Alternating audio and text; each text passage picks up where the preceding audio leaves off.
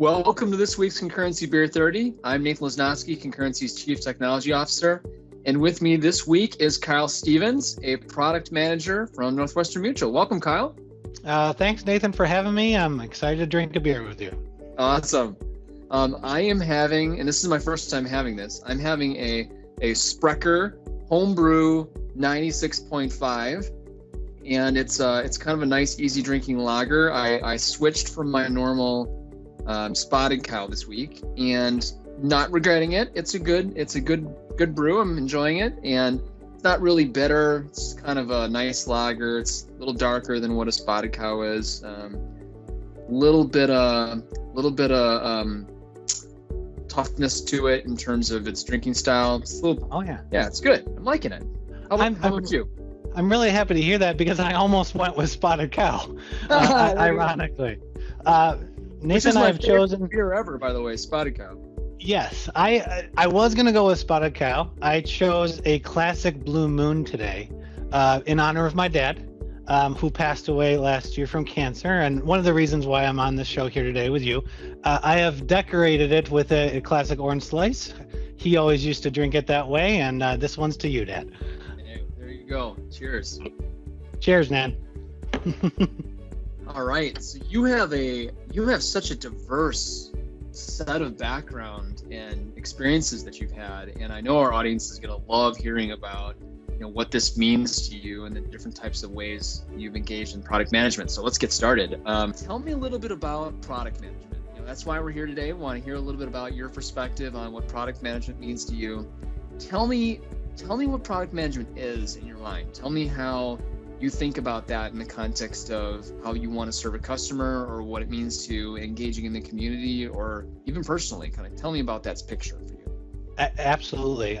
This is something, Nathan, that I found quite a bit of passion on over the years. It's what led me here to be on Beer 30 with you today. It's something I learned from my dad.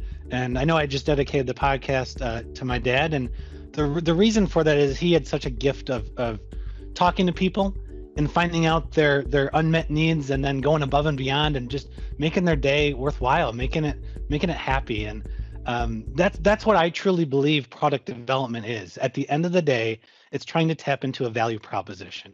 It could be an exchange. It could be developing a product for hundreds of thousands of people. All you're doing is trying to meet someone's need that they have. And it takes a lot of coordination on the back end to do that, which is also product management. But ultimately, what's in here, what's in my gut, is trying to serve someone and meet their need. And you can do that in many different ways through innovation frameworks or cycles, but that's what really means the most to me. Awesome. So how do you find out their need? How do you find out what is the unmet need that you're trying to meet? Oh, so I have a background in journalism. That's what I went to school for, UW Milwaukee. Shout out to the Panthers there, and I finally get to use it because there's many different ways that you could go about finding out someone's needs. They could tell you directly through frustration. You could sit down with them and have a direct conversation about what they're most frustrated about. My favorite one, though, is just observation. If you spend enough time with someone and observe their day, you can pick up on clues. And if you pay attention enough, you can pick up on clues of items that you could bring back to develop better products to make their day better. Now, the key here, and what I get really excited about, is are they really going to use it? Because someone could tell you that they're going to use something that you develop, and then you walk away and then you're feeling pretty good, and then they don't actually use it. So the goal here is to find out what they do after they're being nice to you, or they say, yeah, I'd really use that product. You'd want to measure it. And I love studying what people say they're going to do and then actually do. It's one of my passions of mine, actually. And that's the key to really good value proposition too. Is your product you developed meeting someone's needs? Oh, that's a huge point. So how do you decide if they're willing to pay for it or they're willing to use it? Like that delineation between, yeah, that sounds like a good idea, and it's good enough that I'm going to part with my time, or I'm going to invest in order to be able to leverage what it is that you've built for me. Absolutely. This is really challenging.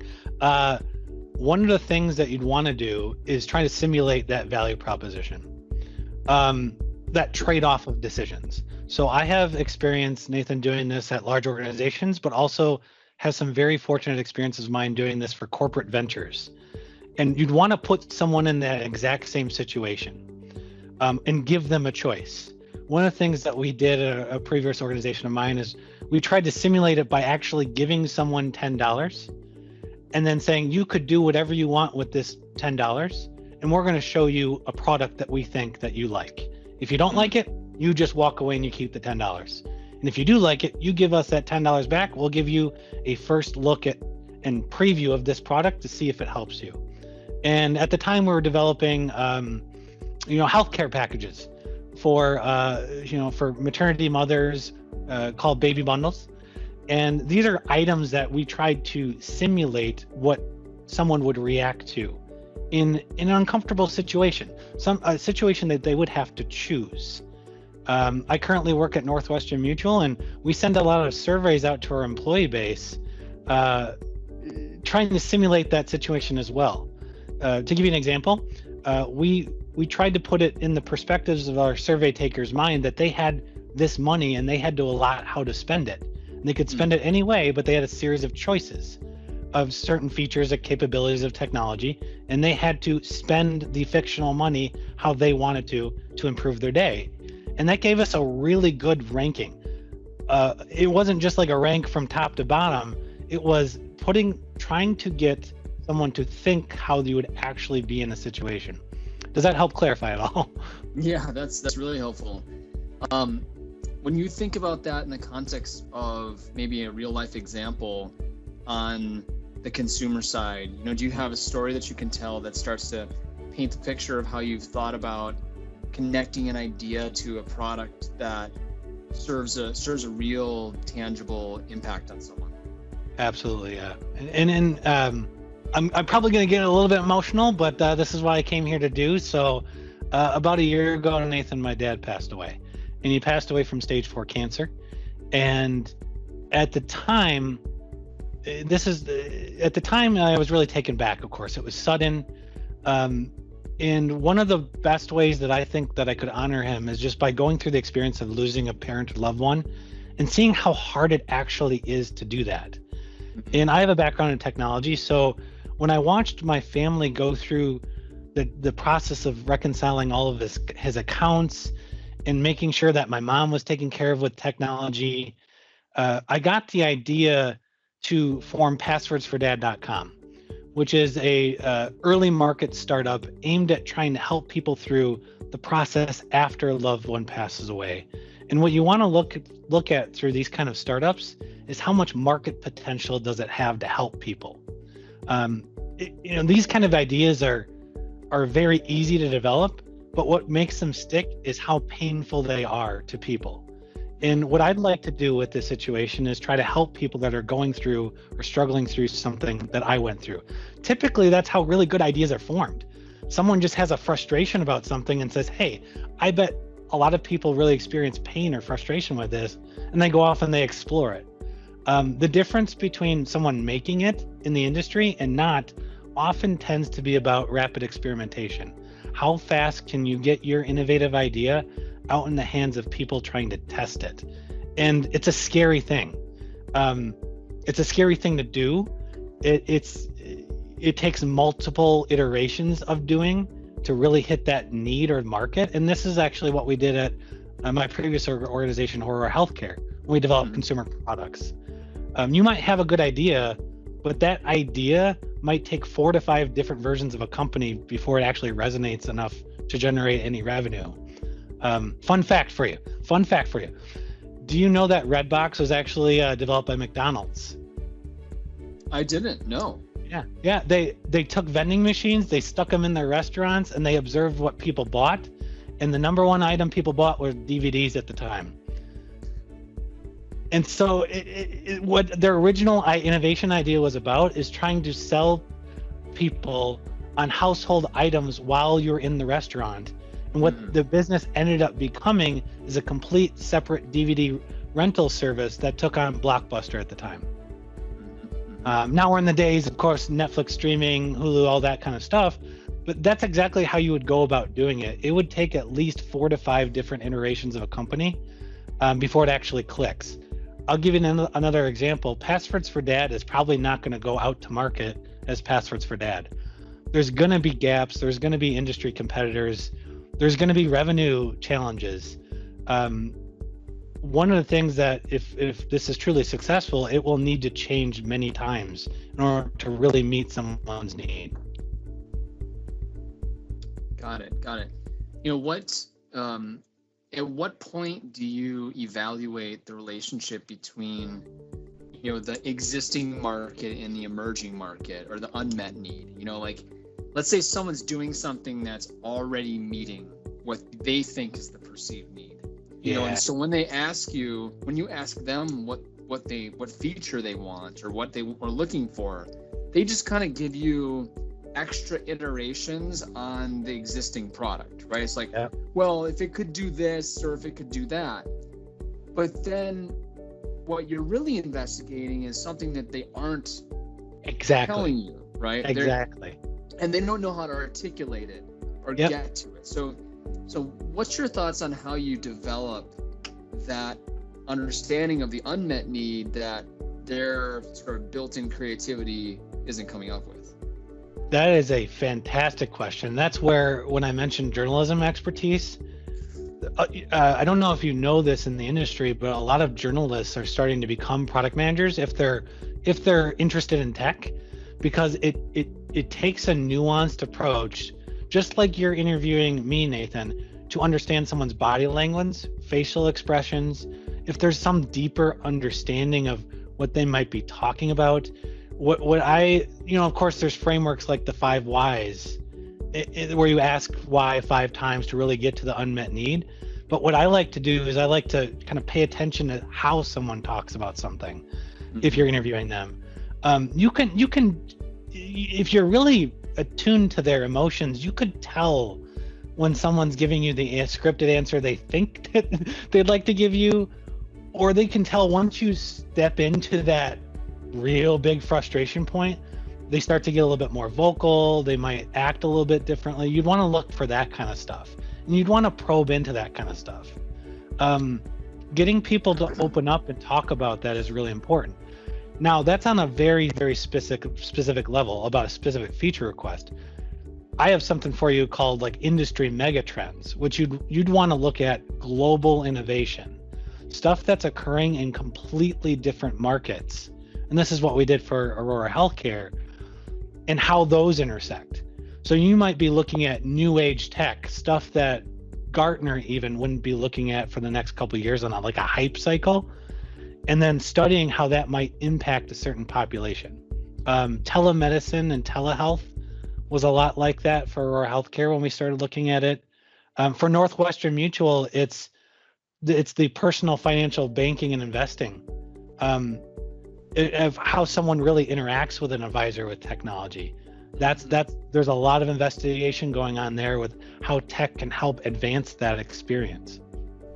Is that yeah? Is there, and that the mega trends are really fascinating because they're almost like themes. You could actually see it sweeping the globe of these large disruptional changes. And those are the kind of stuff that gets covered a lot, in media.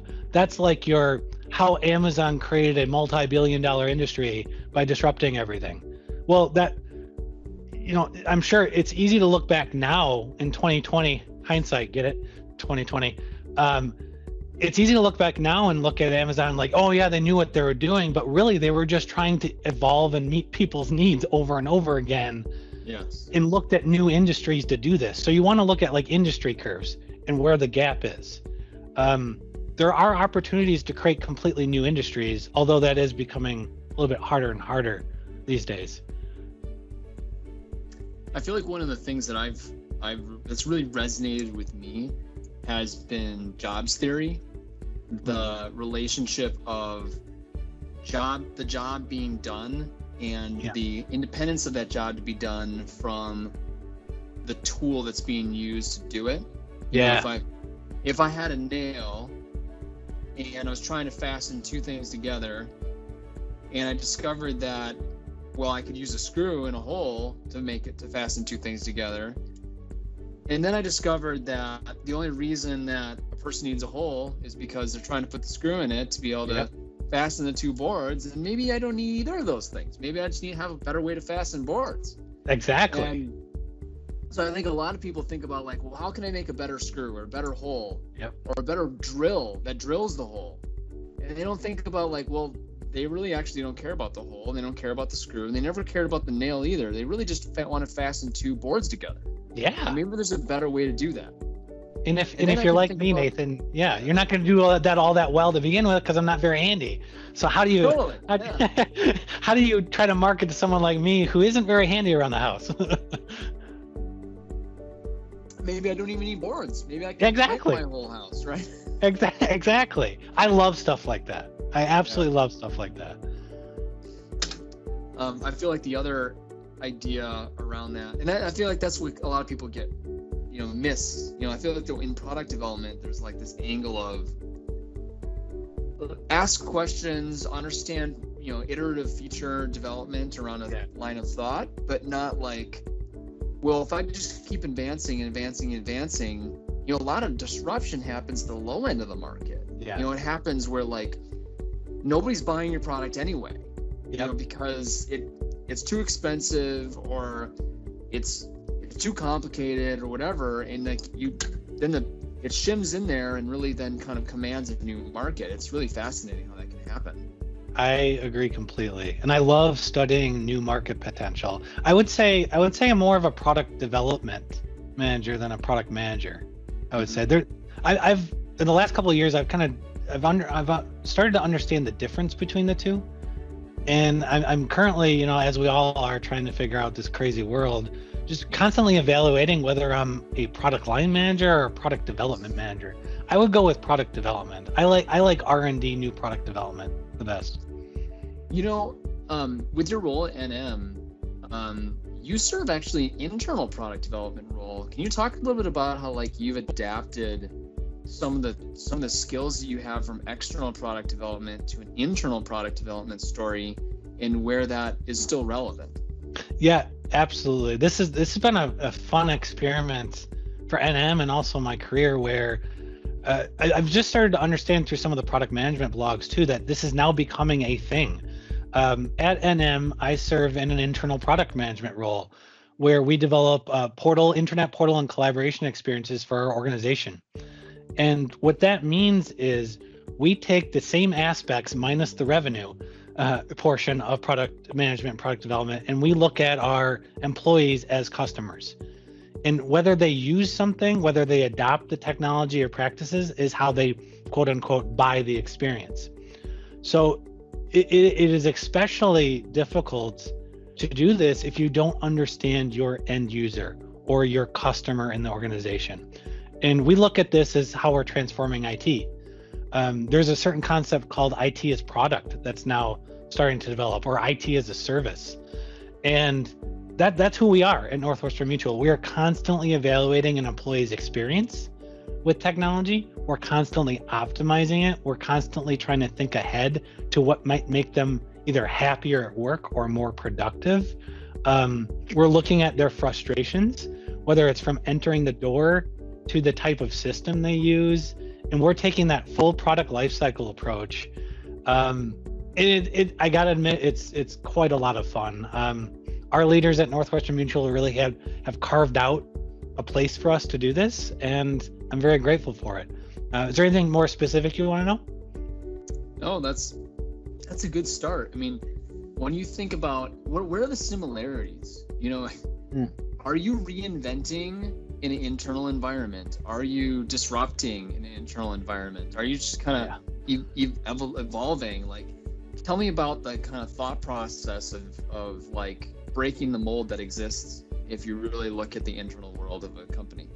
Oh yeah, that's been really fascinating, because a lot of it has to do with culture. And to answer your question directly, we are disrupting and we are reinventing. We as product managers get the luxury of going around and saying, well, why are these things occurring this way? and why are you specifically doing these things this way? And what you end up learning is a lot of like step workflow processes that no one's really asked questions about before, and they might frustrate everyone. But as we know, in sometimes corporate culture, life just goes on in that way. And we're the ones saying, well, no, it doesn't have to go on. We can better this for you. And sometimes the employees respond back like, really? Okay, yeah, let's do that. Let's make this process or technology experience better. And that's what we strive for. And how we you asked about similarities. How we act and talk is very similar. The end outcome is either in business process measurement.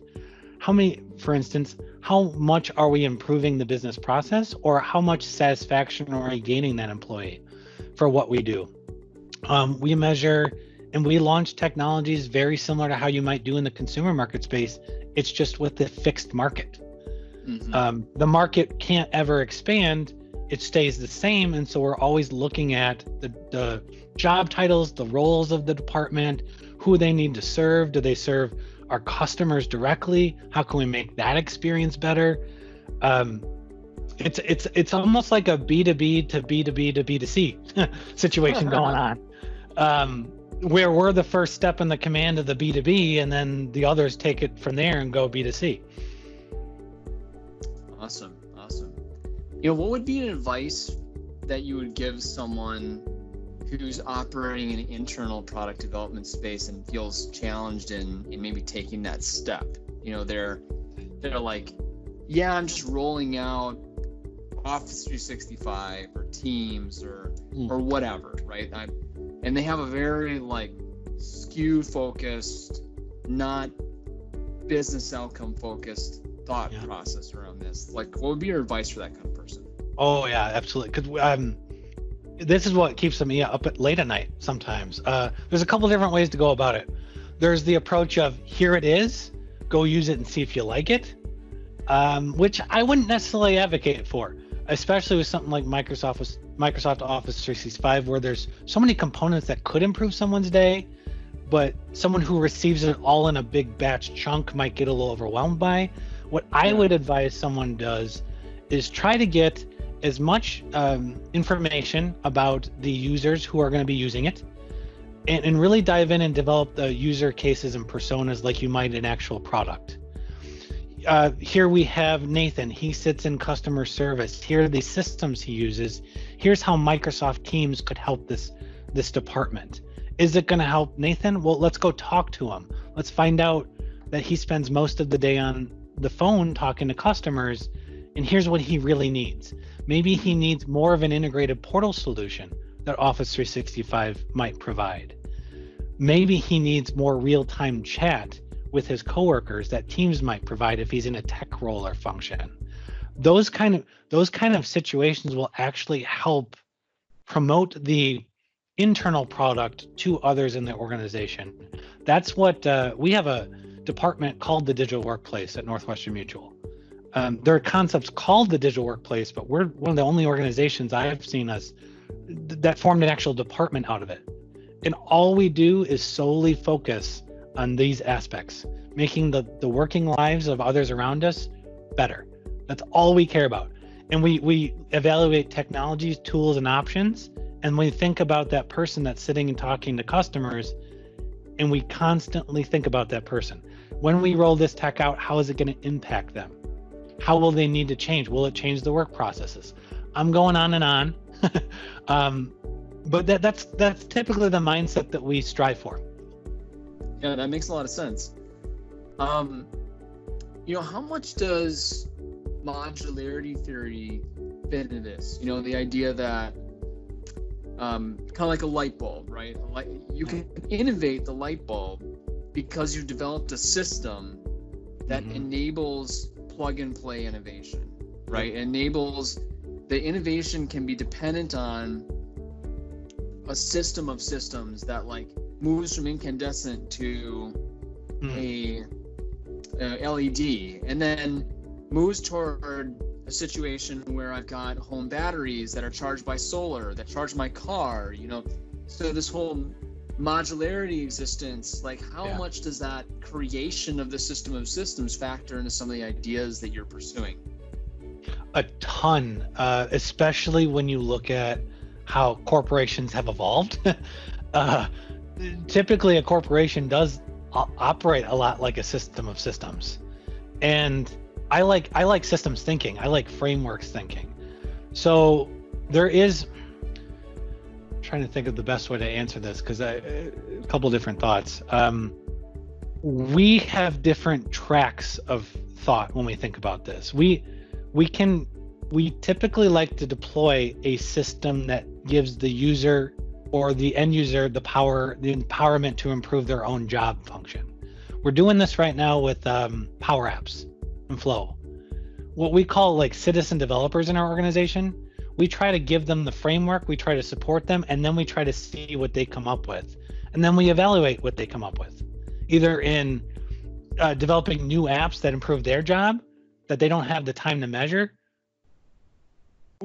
What I've noticed about Northwestern Mutual is it's a very entrepreneurial and innovative organization.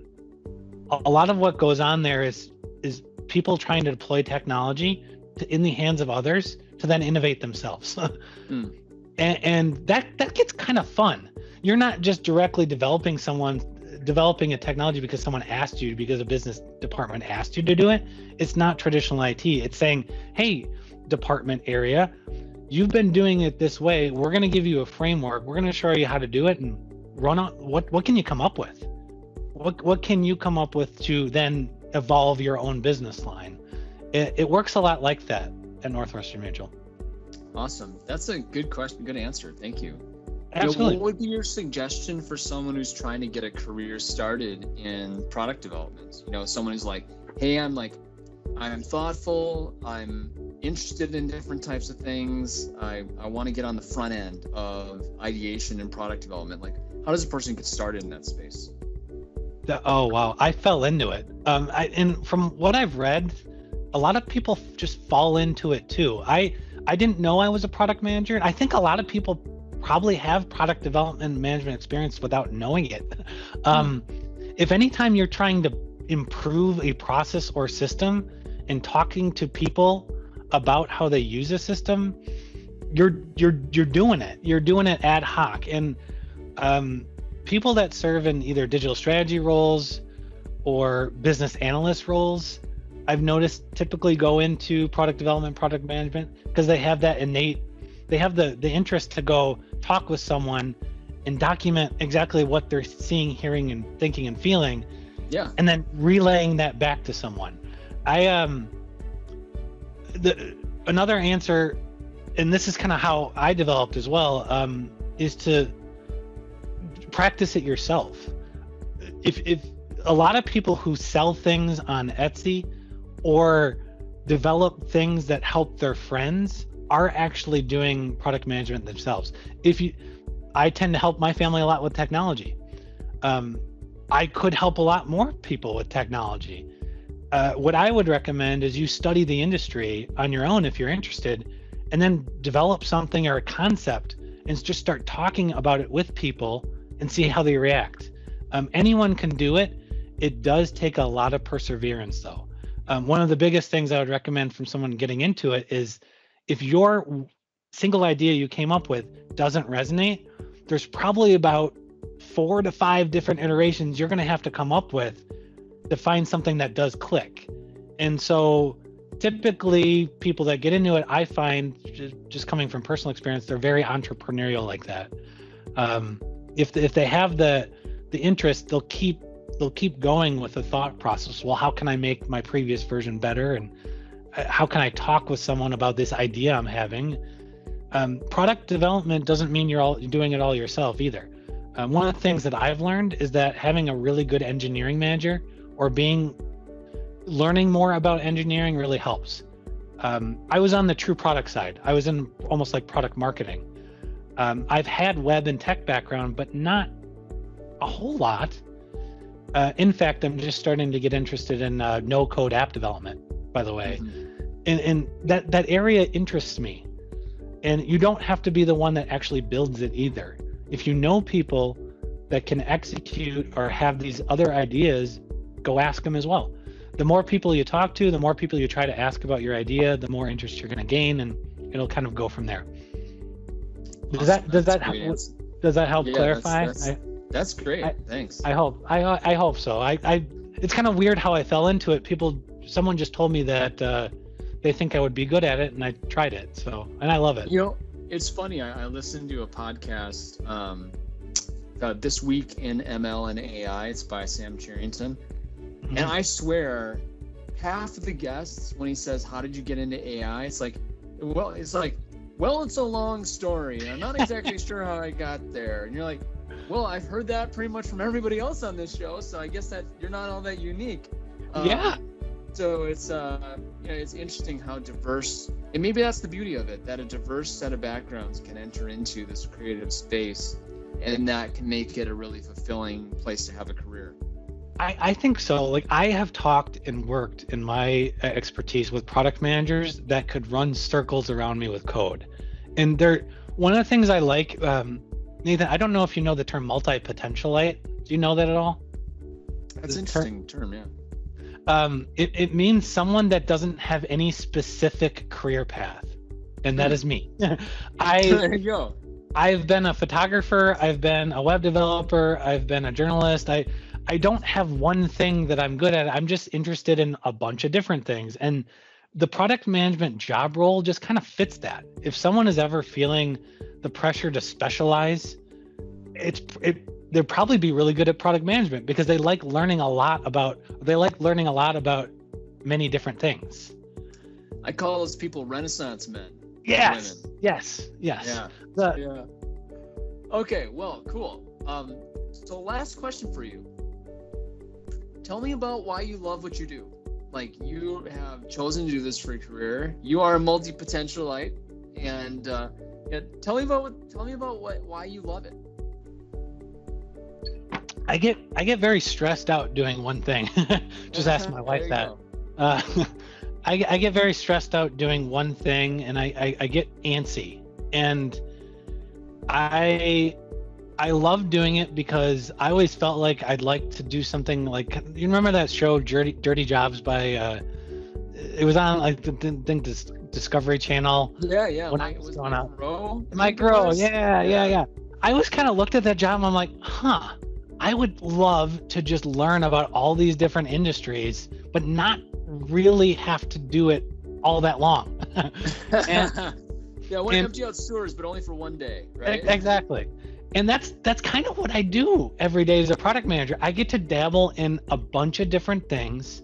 I get to learn a lot, and I get to talk with some really smart people. And at the end of the day, what I'm responsible for is bringing it all together, bringing these team of experts together to produce something that means something in the world. And that's what I like about it. If I'm being just completely honest, it means a lot to be able to create value for someone. And it means a lot to be able to say, yeah, this team did it, and they have all these different sets of areas of expertise, and yet we all came together to produce something that's not only really hard. The older I'm getting, the more I realize how hard and rare that is. It's also really rewarding. Awesome. Well, that is a great story and a great explanation of what it means to you. So thank you so much. Yeah. And thank you for taking time with us this week and for joining us on the show. So cheers. Cheers, man. Thanks for having me, and I appreciate it. Absolutely. And thanks everyone for joining us on Concurrency Beer 30 Remote Edition.